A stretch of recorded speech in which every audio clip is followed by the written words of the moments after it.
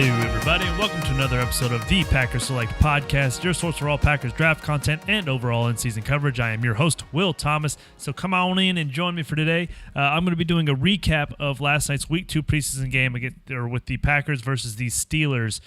Some things I noticed, some things I didn't notice. First, as always, we'll start off with the rooks. MVS, Marquez Valdes-Scantling.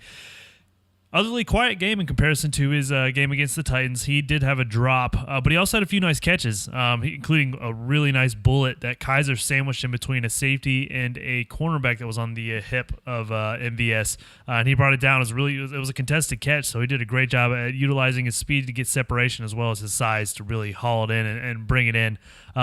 ESQ, Equinemius, St. Brown, another dependable game. He did have a big drop in the middle of the field. It was contested, so I usually don't, you like to see them finish that type of play, especially with the size they have, but it wasn't a terrible drop. He did have a drop on a short throw that was slightly out of reach. I think it was an out route to the left. But aside, you could see the flashes of his talent and the consistency that when the play's there to be made, he made the plays. He did have the few drops again that were partly in contested battle, but that's going to happen. Jamon Moore, man. Another big, deep drop, a la his first game. He had a streak route that he toasted the corner on. The corner was probably a few yards behind him. He was at its hip, and then as the ball was in the air, he really pulled away from him. I think it was a pass from Tim Boyle. Really pulled away from him, and then just like in the first game, he dropped it. That being said, there was a lot of hand fighting going on with that. He had a few more drops throughout the game, and again, every single one was extremely contested. So I feel bad for the guy. I think Andy Herman said it best of Pack-A-Day Podcast that you really just need to he's like a cold shooter in basketball. You need to get him, he just needs to see the ball go in the hoop just once in order to really warm up.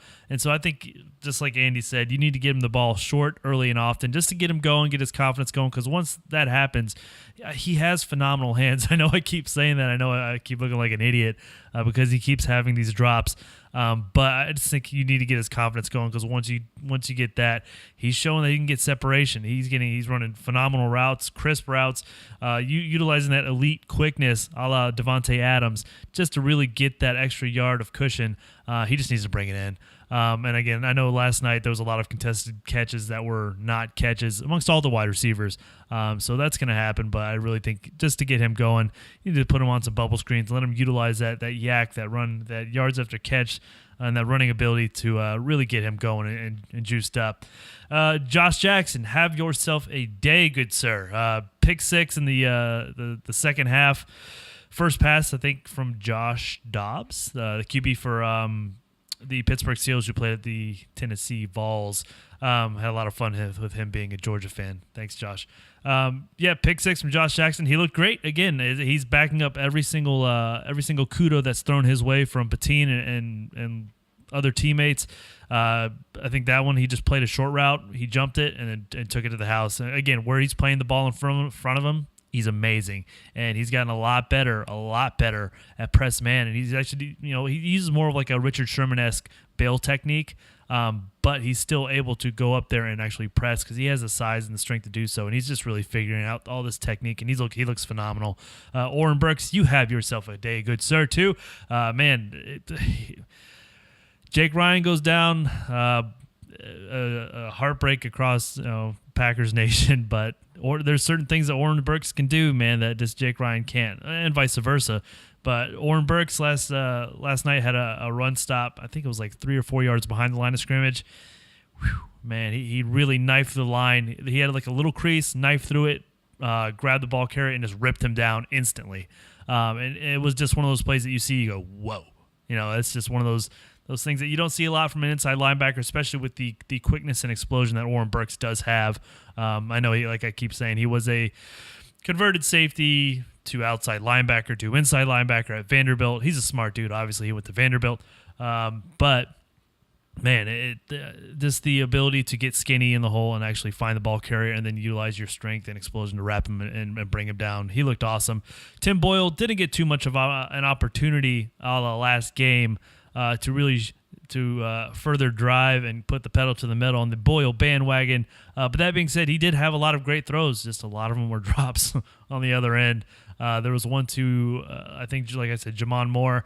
There was a few to, I think, this other various wide receivers like Adonis Jennings, or I think that's his name, and a few others. But he had quite a few dime, beautiful throws. Just they weren't brought in. It wasn't his night with that. But he did showcase his arm. He did showcase that quick release, that ability where you actually see a young rookie QB making more than one read. So that was beautiful to watch. That being said, he was also running for his life for a good bit of time. So he had a pretty good night. Like I said, mostly quiet just because he didn't have the opportunity to get those big splash plays wrapped up on the other end. But he had a pretty good, dependable, solid night. So let's move on to the vets. Tramon Williams, have yourself a day, good sir. First play of the game, pick 6, Mason Rudolph, suck it. Sorry about that. So it's Tramon Williams, the 94-year-old starting cornerback. Man, the ageless wonder. There's a reason why, Rodgers constantly, it talks up Tramon. He's not talking him up. He's just stating facts at this point. Tramon, I think he's like 36, 34 or 36. I can't remember which one ever it is, but he looks phenomenal, man. He looks phenomenal. He just, he realized that first play of the game, they were an empty set. A lot of empty sets always end up being a quick passing game, especially when they do end up blitzing a lot. And he was ready for it. Like he said he knew all that stuff going in.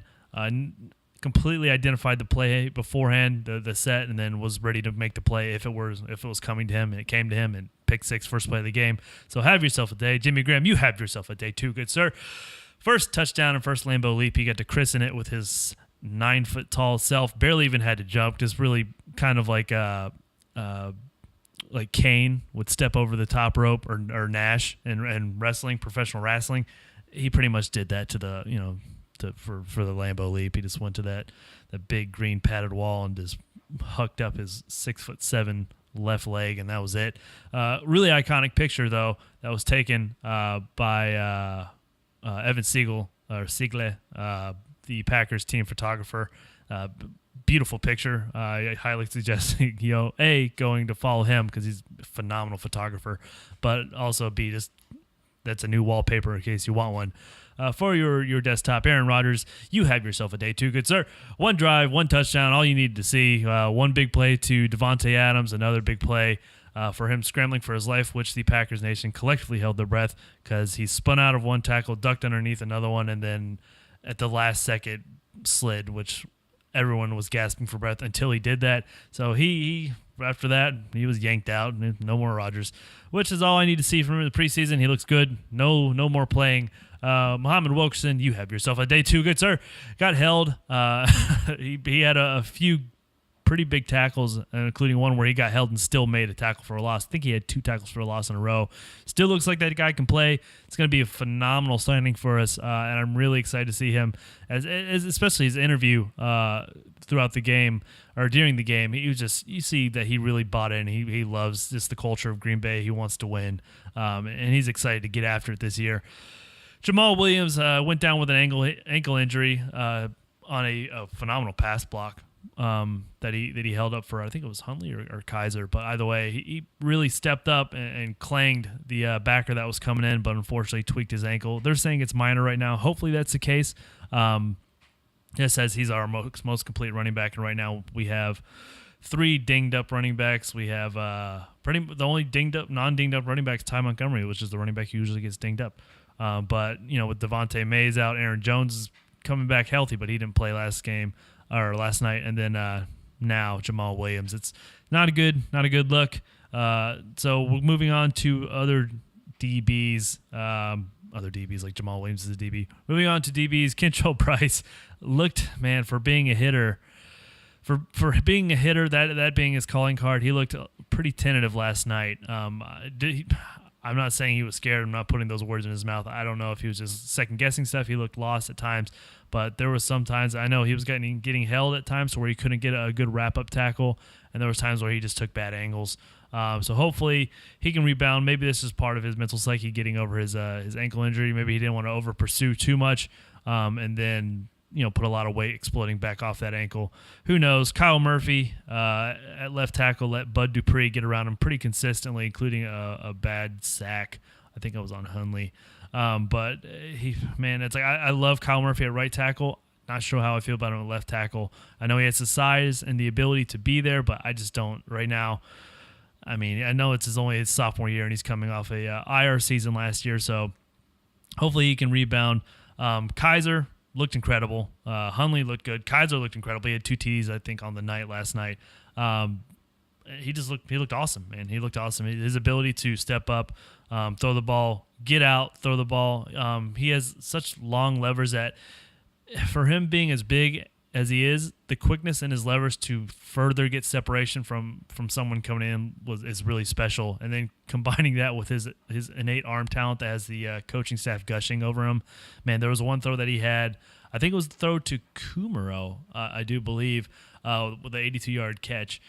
Man, that throw was a dime. It was just a complete bullet right out of the touch of the DB. Kumar brought it in. The rest is history. And as speaking of Mr. Cinderella himself, no longer Cinderella story, man. Kumaro's for real. He's put up consistently throughout camp, taking the first team reps in camp. Never looked back. First game against Titans looked awesome. This game again, man, towards the latter of the game, 82-yard. Your routine 82-yard catch and run for a touchdown. Took the out route from Kaiser, ripped away from the DB covering him, made a few open field moves. Nice.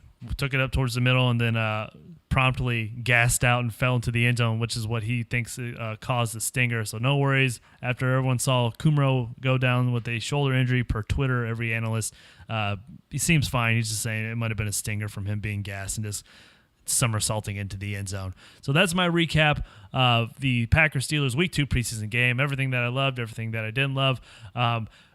Packers Select. You can always follow us on all your social media devices or your accounts at Packers Select. That is at Packers Select. We're on Instagram. We're on Twitter. We're on Facebook.